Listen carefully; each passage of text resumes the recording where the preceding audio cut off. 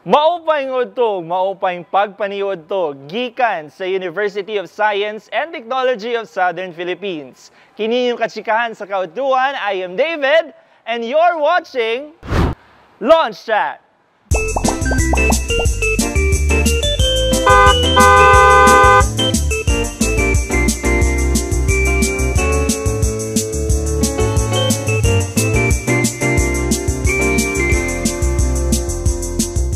Maupay udto to all of our trailblazers across the USTP system from Alubihid, Balubal, Cagayan de Oro, Claveria, Hasaan, Oroqueta, Panaon, o Villanueva. This year, we strengthened the 7-point agenda dynamic, highlighting the innovation, digital transformation, and the internationalization of the university system precedent. And this season, we bring you the stories of innovation, kung asa atong ipakita ang mga nagkadaiyang programs, initiatives, and activities sa atong universidad sa mas komprehensibong kasikahan dali lang sa Launch Chat.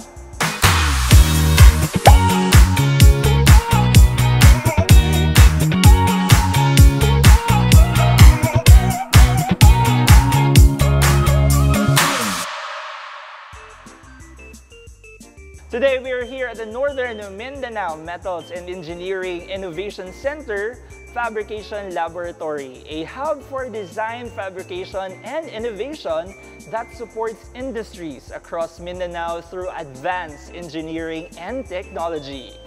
And we are honored to have with us one of the brilliant mind and USTP's second utility patent, a dedicated educator, innovator, inventor, and engineer. Please help me welcome mga trailblazer, Engineer Ruel Palugna. Hi sir, maupay ngudtog. Welcome sa Launch Chat. Ay, maupay ngudtog. Ayan, ato sa i-greet no, itong mga trailblazer sir sa mga nananaw karon. Maupay na udto sa tanan na nananaw karon. Ayan, and we're very excited sa atong discussion for this afternoon because atong italakay no ang second utility patent of USTP. Now, our first question, sir, let's get down to our business. Could you tell us in a simple terms, no, what your patented invention, an apparatus for demonstrating multiple stream flow measurement methods? What is this all about and how it actually works, sir? Yeah. Technically, ang definition sa apparatus is an equipment needed for a particular purpose. Yeah, kining mong gi-invent to, it's called an apparatus for the demonstration of multiple stream flow measurement methods. Gamiton ni siya sa pagpakita saan pagsukod ang mga sapa. Okay. So, there are 6 stream flow measurement methods na pwede ni siya gamiton. So, like for example, it can be used to demonstrate velocity area method, bucket method, wear method, stage level method, float method, and partial foam method. So, muna siya ang kagamitan ani mo purpose aning invention. Alright. So, this is very interesting kay ginasukod nato ang sapa, sir, no?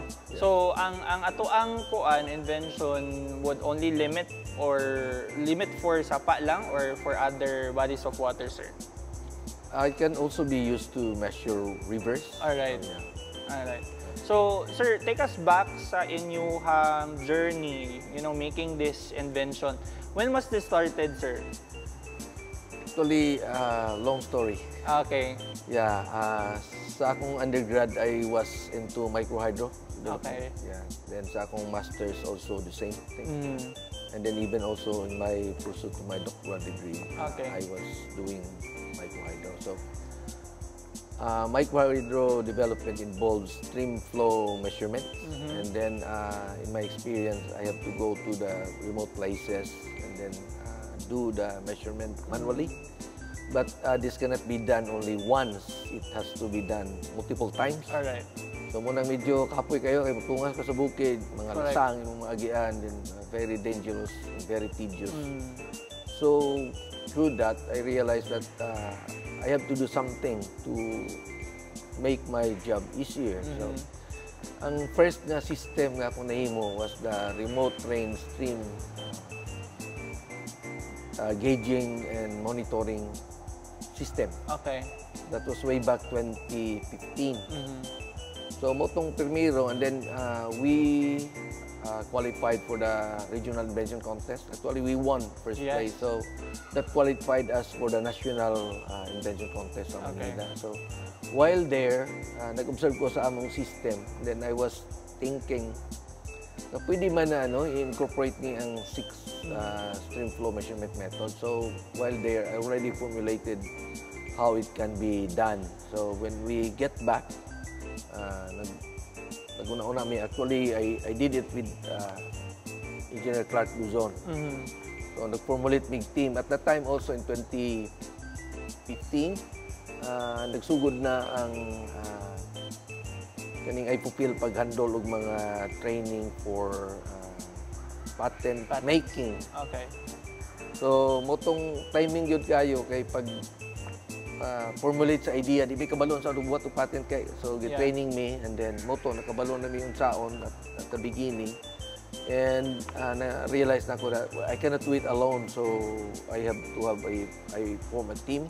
Yeah, and then the rest is history. Alright.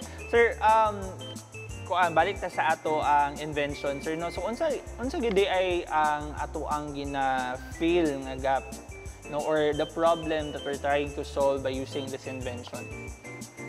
Basically, ang kanang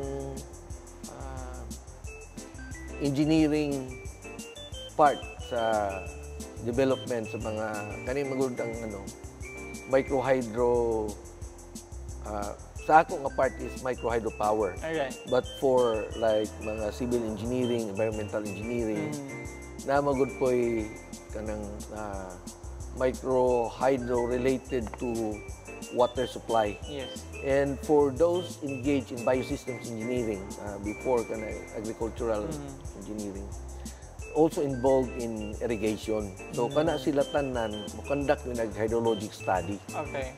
And then sa atong eskwelahan, wala tay instrument nga ingana nga mo demonstrate first before going to the site. Right. What they should do, what are the equipments needed, and how should they proceed with the stream flow measurement. Wala na siya. Okay. So, munang through, kanang ingon nila ba, common proverb ingon na, necessity is the mother of invention. Exactly. So, wala man gud diha. So, I am thinking na kung ma-provide niya siya, the students can be well prepared before going to the site, to the field work. Naandam na sila daan. Alright. They know what to do, what equipment to do, to bring, and what are the procedures to perform, and also the safety measures that they should know before engaging into that one. Yes. So, nindot siya, sir, no, kay sa USTP nga culture manggod, before diving into the real world of work, bali, we are trained, no, sa ato ang own laboratories, and then through your invention, sir, I believe this is very new, no, to us, and probably some of our viewers right now nga kanang wala sila ka balungan na daingan nga invention, and at the same time kanang siguro this would be fit for their research or unsa ba, and then sabi pa sa moingon, sir, mohatag yun og necessitation no sa ilahang research, and exactly pod sa atong nahimutangan karon sa ato ang lunch chat ang Northern or NORMEC, no, dari pod nakita, and especially sa atong mga courses no nga nag-involve sa machinery, halos sa naa dari ga train, no, before going to our bigger plans, no, for the real world of work bali. Now, sir, next question. Innovation often takes teamwork, no? Yes. Could you tell us more about the members of your team? Kung say compose mong team, what are their roles, and how each one contributed making this invention possible? Yes. For me, I gave the fundamental concepts and ideas because I'm more experienced than most of my team members. And also, Engineer Guzon did most of the ideas on how we can translate this into electronics, and how we can make software. Yeah, because it's a very complex invention. So because it demonstrates firstly the theoretical concept, Correct. and then the physical application of what can be done through this. And there's also the data acquisition part, which is mostly done through electronics and software. Yes. So then I have also Engineer Nagamura. He did most of the choice of the sensors and applications, how the measurement should be taken. So siya mostly bukatan na. And then si Engineer Magsayo, siya ay actually nagbuhat yun yung system. It's not just kanang marag theoretical, no? But we did it, we ran it, we tested it. So unfortunately, it was 2015 when we did it. So 10 years ago na. And then I flood, I think, ato mga 2016. So that dito sa Building 5, sa engineering, ito na mo gibutang, no? Na-damage to totally. So, karon kaning nasa patent nga drawing, actually that's the exact illustration kung unsa to among gibuhat. Alright. So, a follow-up for that, sir, since we've known nga na damage, no, ang ato ang equipment, were there any plans or are there any plans to rebuild it or reimagine it for us to, you know, commercialize or even to be utilized by the public po? Yes. Kana siya nag-entail mo ng funding ba? Yes. But it can be easily replicated. No? I am thinking if we can also create a program on hydrology, kinahanglan mo na siya civil engineering, environmental engineering, mechanical engineering, electrical engineering. Kani siya nga mga discipline sa engineering kung mo-engage sila into the study of hydrology, na kinahanglan yun sila ni. And then also katong mga like LGUs na gusto mo develop sa ilang microhydro sites. By the way, ang Philippines is one of the countries na blessed siya. They have multiple microhydro sites all over the Philippines. So I think kita ray nasod nga inana, no, nga daghan kayo tag microhydro sites. Pero wala siya ma-develop. Kaya nga naman, wala mga equipment. So ranging from hydrologic equipment to measure the sites, the elevation, the flow capacity, wala siya. And then secondly, wala utilization equipment like turbines and generators, wala. And then control equipment. Now, kaning among gi-invent is just part of the whole development process of microhydro power and water supply. So this can be employed into barangays. Oh yeah. Like sa Bukidnon, dagang kayo ba? Iligan, dagang kayo ba? Wala lang magamit kay wala may equipment.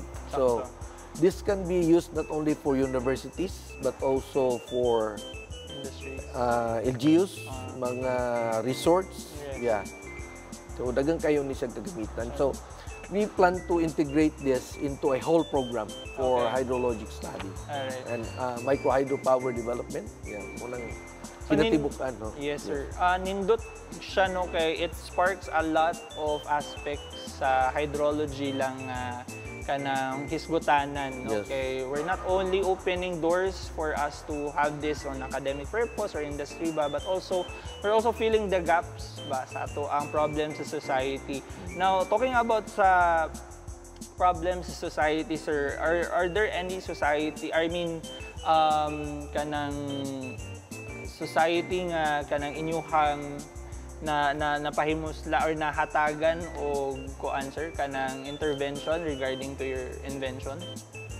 Karon, actually we are sa ato, no? Sa Alubihid, we are in the process of developing actually a demonstration site na may kaning Pico Hydro and water supply development sa USTP Alubihid, sa Aguila isang tea park. Amo nang gi-develop to showcase unsa ni siya nga application ani nga technology. And then lately na mga private individuals nga gusto sila mo develop sa ilang resort, integration of renewable energy and ecotourism. Right. Yeah. And also na mga demonstration sa smart irrigation na nag-involve maning hydrologic study. So actually dako ni kayo siya og kanang implication sa mga community. So far like natoy isa ka tao nga na siya site indigenous people. Pero naay mga hurdles pod na medyo lisod. Involving mga bureaucratic requirements sorry sa government and mga political issues. So medyo abi na kung technical ang problem ra, pero daghan di ay na mga socio-economic, political and mga bureaucratic issues sa requirement like sa water rights issues. So underlying naay daghan siya. So it takes a collective effort, not just for the academe. Like me, ako nag-introduce ko ginani. Pero kinahanglan po din ang government, ang community, ang industry nga effort, even the media, so that people can understand what we are trying to develop that can benefit everyone. Correct. So thank you so much for that, sir. No, there's a lot of potential good for this discussion. Of course, sa inyong invention, sir. Now, talking about potential, sir, what is your message? No? Would you like to share with our USTP students, faculty, and innovators, and even inventors, no, nga nag-dream of creating meaningful research and pursuing their own patents someday? Firstly, actually, invention is fun. You don't sit down and think that you can invent something, but as I have said, that invention is just the product of necessity. It's a mindset. If your mindset is to think how we can improve things by studying how nature works, and how things work, and how we can improve this for not just the technical benefit but also the financial benefit of everybody. Then your mind actually just what you say, kanang dili na nimo una-una ba mo produce na siya iyang kaugalingon idea because you train your mind to think this way. So muna malingaw ka. So mostly kaniya ko mga kauban kung magkita mi, ang kalingawan na mo is unsay iyang nauna-unaan nga bag-o that can be kanang beneficial to people. So kung kana siya nga environment, kana siya nga culture, mahimong batasan ba nga nahimong kadaghanan, then so easy to produce something. So dili ra magkanira among gibuhat, daghan pa man. Napay naka-line up na mo nga naa sa patent office. And we're very excited also to share that, no, in the long run, no, or in the next years, of course, para sa ato ang inspiration po sa atong mga aspiring innovators and inventors na nananaw karon. Now, thank you so much, Engineer, for having us this kaudtuhan, and of course behind your remarkable and success of your invention. To our viewers, may this episode remind us that every great idea begins with curiosity and a drive to make learning more impactful. In the university's 7-point agenda dynamic, USTP's patented invention and apparatus for demonstrating multiple stream flow measurement methods falls under letter D and M. D is to develop and implement strategies in fostering innovation and entrepreneurship, and M is to maintain vibrant research and strengthen extension services and maximize utilization of their outputs that will contribute to economic development. And that's it for today's episode nga puno sa bagong pagtulunan. This is your Kachikahan sa Kaudtuhan. I am David, but before that, mga unsa ta?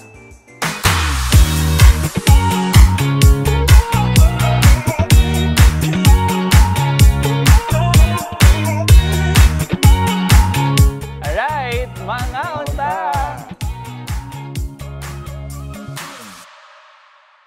And see you on our next episode. Dali lang sa Launch Chat!